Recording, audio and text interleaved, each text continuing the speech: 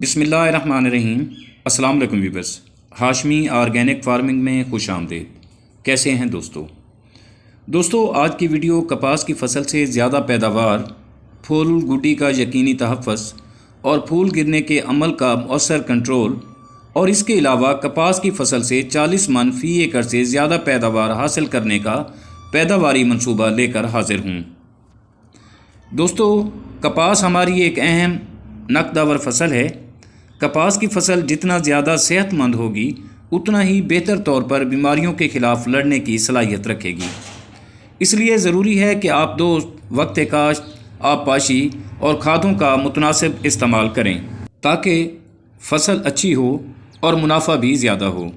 Viewers, अगर फूल गिरने के अमल की बात करें तो फूल गिरने और टींडों के गिरने का अमल एक हद तक कुदरती होता है। कपास के पौधों पर जब उसकी ताकत से ज़्यादा फूल और टींडे बन जाएं तो वो कुदरती तौर पर उनको गिरा देते हैं।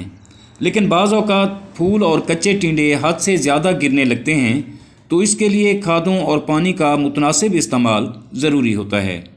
इसलिए कपास की कमज़ोर फसल पर पोटाश और बोरान की फोलियर खादों के स्प्रे की सिफारिश की जाती है।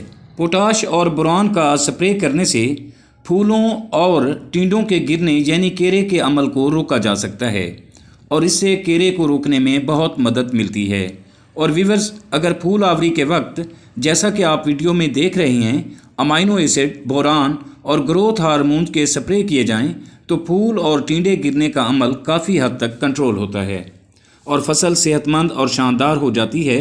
इसी तरह दोस्तों दूसरे नंबर पर कपास के ज़्यादा लंबे कद को कंट्रोल करना ज़रूरी होता है ताकि कपास कद लंबा करने की बजाय फूल और टींडों के लगाने का अमल पूरा करें।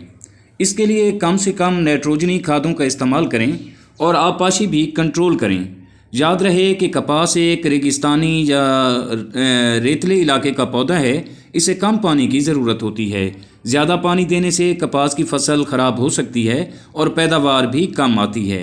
लिहाजा इसे ज़रूरत के वक्त पानी दें तो आप यकीनन बेहतर पैदावार हासिल कर सकेंगे। वैसे भी आजकल मौसम कपास के हक़ में है और बीमारियों का हमला भी ना होने के बराबर है, इसलिए गैर ज़रूरी और बिलावजह किसी भी स्प्रे करने से गुरेज करें। दोस्तों उम्मीद करता हूँ कि आपको मेरी ये कोशिश पसंद आई होगी। वीडियो को लाइक और शेयर ज़रूर कर दें। जल्द मिलते हैं अगली वीडियो में, तब तक अल्लाह हाफ़िज़।